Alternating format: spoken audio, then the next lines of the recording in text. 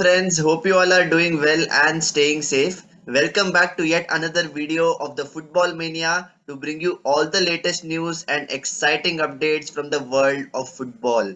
Yet another game week in the Premier League and yet another clash of the heavyweights.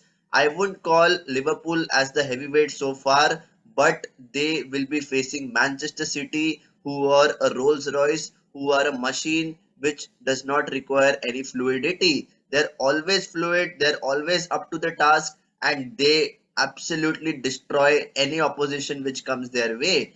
And could the script get any better if you are an Arsenal fan? Soon after you have defeated Liverpool last week, you are happy that Liverpool are now facing Manchester City, albeit it is at Anfield, but still you would have to pick Manchester City over Liverpool.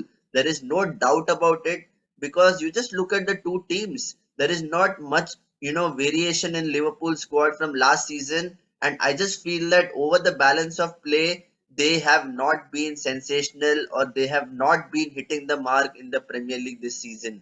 They have so many injuries. Yes, Jurgen Klopp has talked about how Manchester City are always the favourites and there is no scope for Liverpool to challenge for the title this season. And on the other hand, the mind games have already started. Pep Guardiola are saying that Liverpool are still the biggest threat and they are a team which are formidable, which can be unpredictable, and they have a lot to prove this season.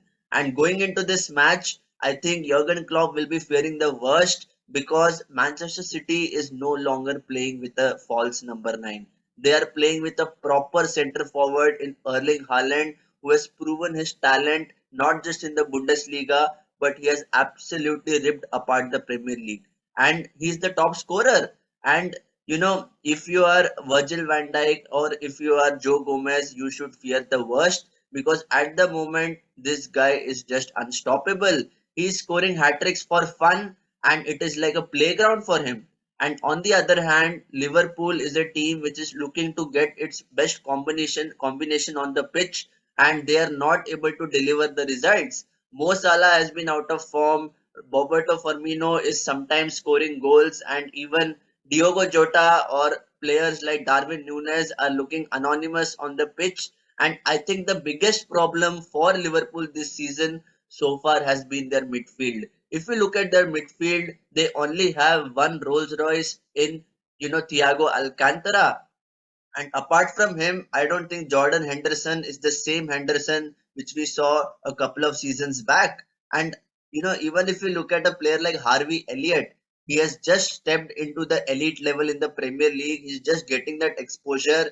And I don't think that the midfield of Liverpool is strong enough to compete against Manchester City.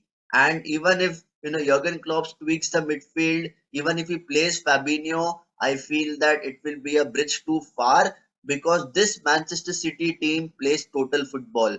Everyone knows their roles and responsibilities. Everyone knows how to interchange their positions. And whenever they lose the ball, they are the quickest to react and they get it within 10 or 15 seconds. That is the kind of hard work they put in into the training sessions and the results are seen on the pitch. And Pep Guardiola is always very clever in terms of selecting his starting lineup because he feels that in some occasions Jack Grealish can be used as a starter and on some occasions he uses Riyad Mahrez on the right hand side and Phil Foden comes on the left hand side. So it is a very versatile front three and even in the midfield they have the engine of Ilkay Gundogan along with Rodri, and I feel that Kevin De Bruyne is having a fantastic partnership so far with Erling Haaland.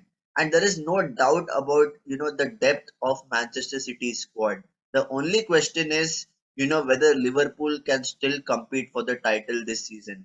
If you ask me personally, I would say no because they don't have enough players who can make a difference for the team coming off the bench and they also are looking quite vulnerable at the back. They have leaked a lot of goals this season and a lot has to be taken responsibility for, and Trent Alexander-Arnold has been their biggest weak link in terms of their defense.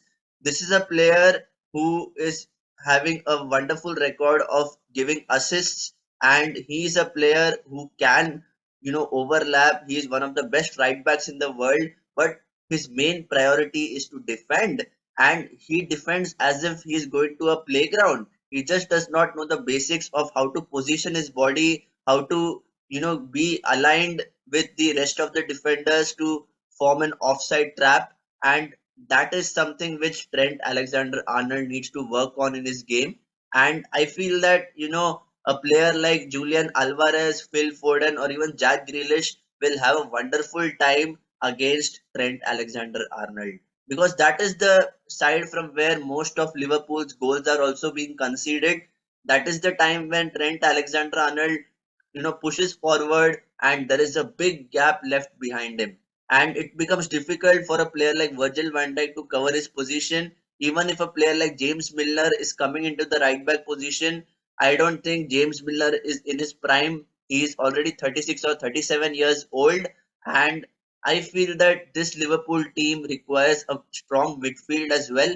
And in terms of the defense, they require a right back who can support Trent, because Trent actually can play in that wing back position where he can overlap, he can put in those wonderful crosses, and he can give assists to players like Mo Salah.